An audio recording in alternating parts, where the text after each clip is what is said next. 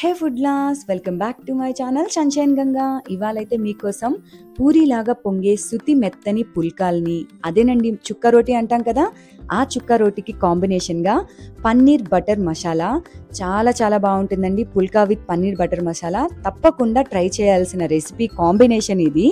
మీరు ఒక్కసారి full detail వీడియోని అప్లోడ్ చేశానండి. ఐకాన్ కింద ప్లే బటన్ని క్లిక్ చేసి పూర్తి డీటెయిల్ వీడియో కొంచెం లెంతీ అయినా సరే కంప్లీట్గా చూడడానికి ట్రై చేయండి. సమ్మర్ కదా బాబోయ్ మసాలాలు ఏంటి అని అనుకుంటున్నారా? అలా ఏం లేదండి.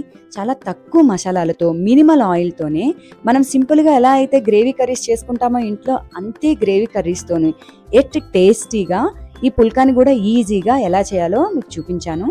అలాగే వీడియోలో పిండి కలిపే కన్సిస్టెన్సీ దంచి చపాతీలు స్టోర్ చేసేదాకా కూడా నీకైతే నేను ఈ వీడియోని చెప్పానండి.